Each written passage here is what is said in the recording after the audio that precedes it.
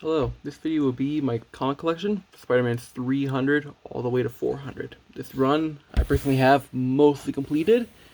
I had a 300 earlier this year, but I traded it for a big Silver Age Spider-Man key. So I need to get another copy of that. And turns out 357 I don't have. On my list it's there, but in actuality it's not.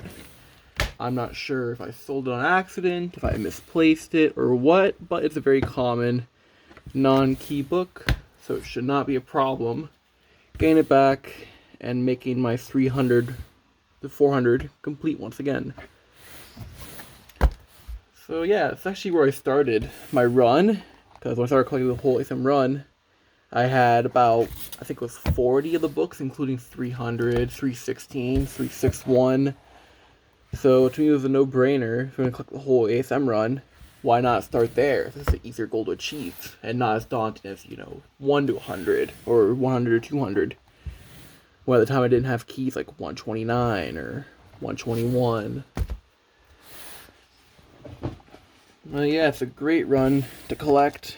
Actually, originally I was collecting Fantastic Four, going for that entire run. I love Fantastic Four storyline. I love the art, especially Silver Age, and it's a pretty affordable run, all things considered. Even like number 2, number 3, number 4 are, under $1,000 Canadian for low grade copies. Compare that to Spider-Man or X-Men, even the fillers, like number 8 for Spider-Man, could be nearly that same price as Fantastic Four number 2. But then I realized I still wanted keys like number 14 for Green Goblin, number 3 for Doc Ock, 'cause I love Spider-Man. So I was like, you know what? Let's just go for the whole run. Anyways, I'd be collecting most of the big key books. Probably wouldn't get books like number 1 otherwise. I think it's a tad overvalued. However, now that I'm actually collecting the run myself, I see the importance of number 1. Even though it's a second appearance of Spider-Man, still just having that number 1 means so much for the book and Spider-Man as a whole. Having a character into a canceled series, go from that to this very second book, their own series, number 1. This is before Iron Man 1, all of those number 1s. They only had features in other titles, like Tales of Suspense, all of that. Having Spider-Man have his own run right out the gate was a very big moment, especially for early Marvel, let alone a character coming out that quick and being that popular.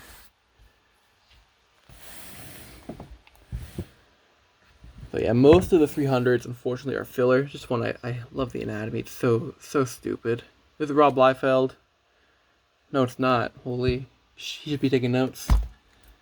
But yeah, anyways, this era for Spider-Man, not the greatest story. I've read it a couple times now. However, I like the art a lot. Mark Bagley, those artists, I love. All the goofy covers, very remember like the 90s cartoons. Of course, I'm too young to watch it when it came out, but rewatching it as a young child and young teenager, I love those cartoons, and these comics best represent that version of Spider-Man most adults in their 40s, 30s remember today.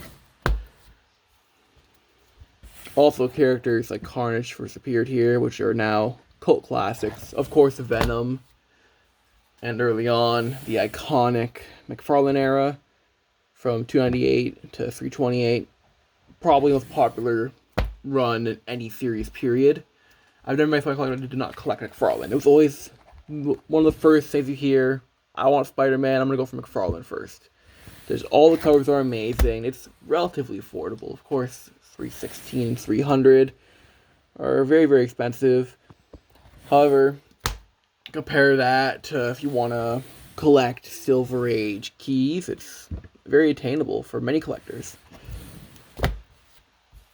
And they're common enough, you'll still find deals. Even books like 316, 300. There was a time I had 4 copies of 300. They come by for good prices. I'd get them to trade or resell. Get more books for my Spider-Man collection. Funny because now I have no copies, but you never know. That's the way things turn out. I had 9.4 for many years. That's before COVID started.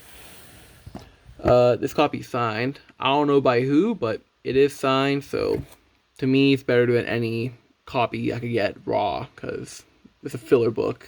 I'm not too big on filler books being mint condition. But yeah, anyways, I had a 300 raw 9.4 for many years, but then a 14 came up. I offered the guy a trade, including that book. He said yes. Now, of course, 300 is an amazing book. I love that book. However, it's much more common than a First Green Goblin, and I know for a fact I could get an 8.0 raw graded fairly easily. I actually shot at Comic-Con last weekend. I saw a few copies there. Unfortunately, they were all priced a bit too high for my liking, but it goes to show. One show, I probably saw 4 copies that are reasonably priced, but it's a bit much for my liking. I'm sure give it a few months, I'll get a copy again. Maybe not a 9.4 or anywhere close to that, but to me, I'm more about having the book itself, and then later on, maybe getting a minty copy. Speaking of Comic-Con, signed by Mark Bagley just the other day at the same Comic-Con I mentioned just now. Awesome meeting him. He's an absolute legend. And signed for free, which is really nice. It was personalized free. I was like, I thought you had to pay for personalization. I didn't know it's even cheaper. Because CGC was there, and he charged if you want to get a witness, and charged for just the name, I guess, because resellers and stuff, which makes sense, but I'm just trying to collect, so I was happy with the situation as a whole. Although I heard some people complain about it, but screw them. They're getting book signed. You should keep it. This is the classic one. It was a great Comic-Con. Also, the actor for Kingpin was there. He teased and unteased it's going to be in the new Spiderman movie. Like he said, yeah, of course I'll be there. And he's like, oh, I'm not going to be there right after. So, who knows? Actors are weird. Here's a big one. 9.8. Purchase Sky Raw. It was priced way too high in my opinion. But I saw it. I was like, this is a 9.8. It'd be a 9.9 for the myth wrap. I know 9.9s and all that are controversial, but in my opinion, if a book is flawless, then it comes with manufacturing. And to me, the misaligned wrap would be manufacturing to make it a 9.8 and not a 9.9. But yeah, it was genuinely flawless. Unfortunately, after it got graded, there's a little nick on the corner now. That was not there. I got it graded. But yeah, it was flawless, so I overpaid a decent bit. Got it graded, and now, boom, 9.8. So that, one of my best buys for this run in particular. First cameo of Carnage. $3.59. Yeah, these are fun. This little storyline with the Punisher. Yeah, $3.57. I don't have it. I swear I had like at least 4 copies. Because when I find books, anything for $1, I pick it up, sell it for around $2-3. Because yeah, sure, it's only a couple bucks, but that's triple margins. You get 20 books like that, it adds up. So I know I had a bunch of copies. I don't know if I accidentally put the one for my collection in a sale pile or what, but I don't have it anymore. It's, again, a very common book. I'll find it very soon for like $3. Most of these books I got for $3 or less. All these are all Canadian prices, by the way. So if you see a price that's really, really high, either from COVID, when I was previously trying to sell them, when prices were all crazy, or just, yeah, it's Canadian, so take off nearly half if you're American. Most of these books, at one point before I collected, either I was trying to sell them, or so I paid, or I usually like to get my books at about 70% of what I think they are worth, especially for filler. Because again, it's filler. Sure, it has to have a whole run, but let's say I ever need a car repair, something like that. I want to be able to sell the entire run one shot for about what I paid for. And even ASM, like filler books, vendors will pay around that 50 to 70% mark. So yeah, I'm comfortable with what I paid for this collection overall, and I know day ever comes, I unfortunately need to sell it, I can recoup most of my money. So I started this run right around COVID, 2021, late 2021. So it's been a few years in the making. This copy's unfortunately a bit rough. I had a mint copy at one point, but I got a really high offer for it because I want to get it graded. So I sold the high grade, kept the low grade. Yeah, very nice books. ASM 2 is one of those runs that it's timeless. And unlike Batman, where Batman, if you want to collect it, you really got to pick out. Am I going 600 to 800? Am I going 300 to 800, right? Because early ones, unless you're a billionaire, you're not going to get them all. Never. Even from like 100 onwards, the fillers are ridiculous. Not only rare, but expensive.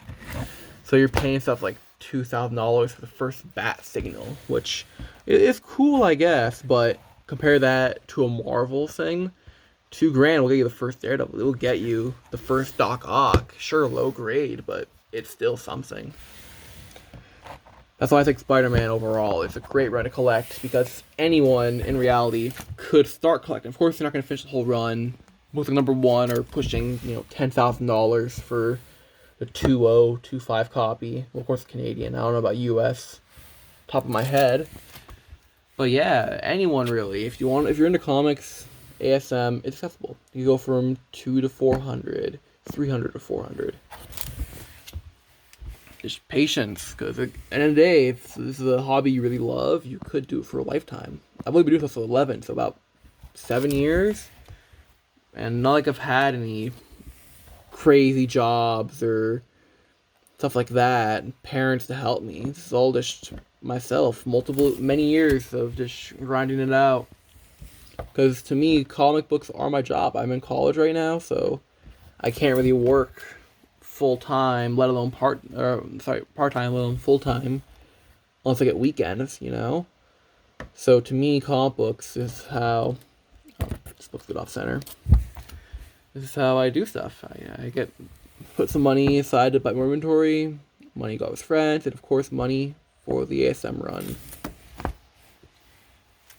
Also, I know the bags aren't the best quality. I'm currently trying to figure out a way to get the clear backing boards and the Mylars. Like, I want to get 300 of them, put every book in them, just so that whenever I'm grading books, trying to see if I found an upgrade, it's easier to go through them all. And of course, it's nice seeing the back of the book. I like that a lot. I really enjoy, it sounds weird, I like looking at the ads for books, just to see what it was like in those years, how they develop, what changes.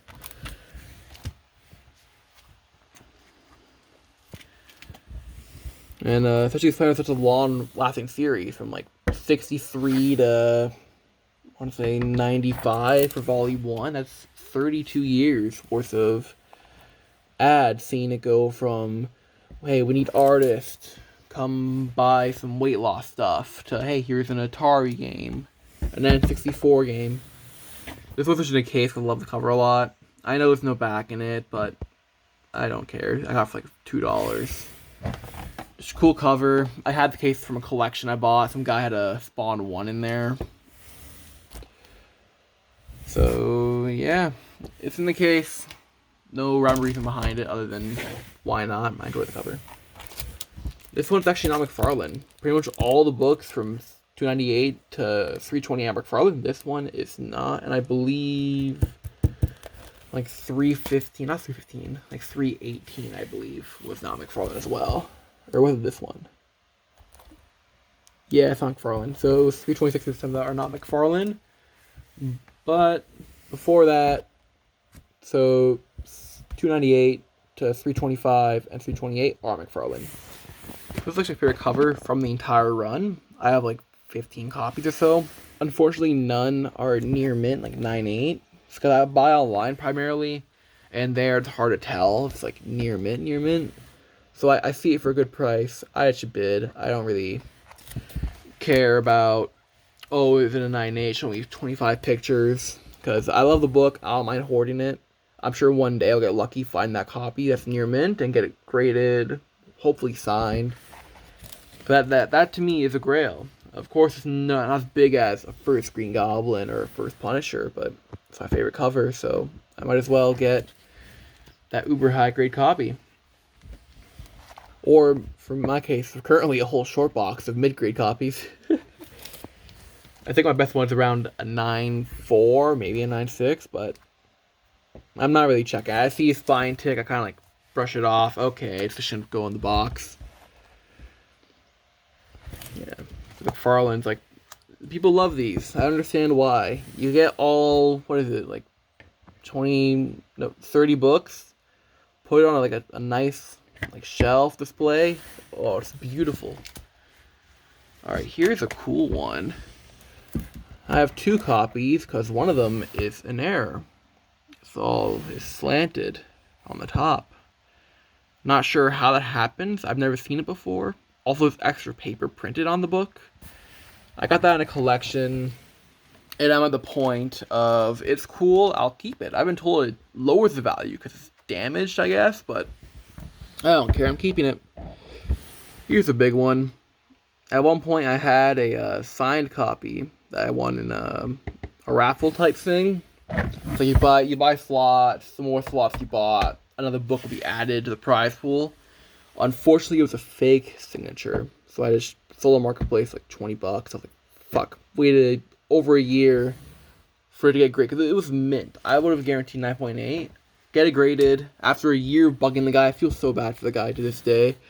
He's like, it came back, bad news, 6.5, fake signature.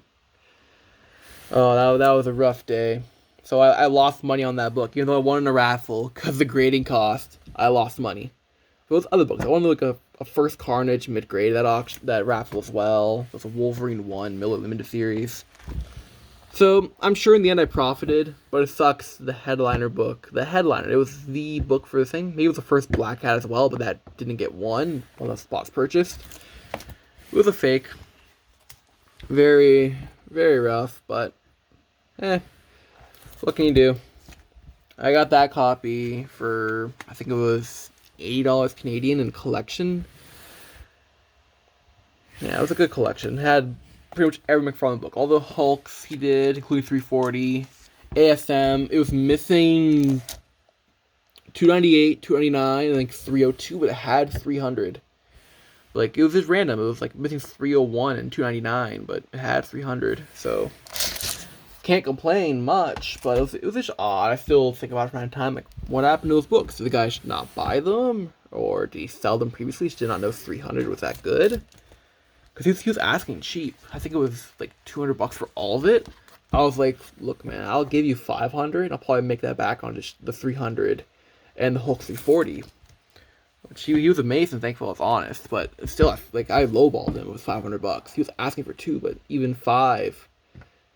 Yeah, I sold the 300 for about 4, and the Hulk for like 2, and the other books too, like Hulk 345, I think it is. It's still like a $80 book. So you saw the book.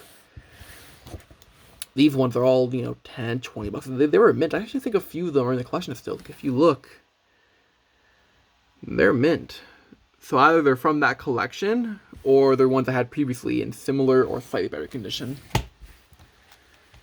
Because I know when I first started collecting ASM, and then got like this part of the run, I just bought any copy. Because I knew one day I might want to get, 9/8s, or just really high grade raws, because I love this era. So I didn't mind getting low grade. And that collection came along. It was a good time to upgrade for me. And we are approaching the end. This is just such a cool cover to me. People say they don't like it, but I love it personally. It's just so abstract, for McFarlane especially. He never really did much abstract like this. It's always high action, high detail. And we're ending out with 301. No 300.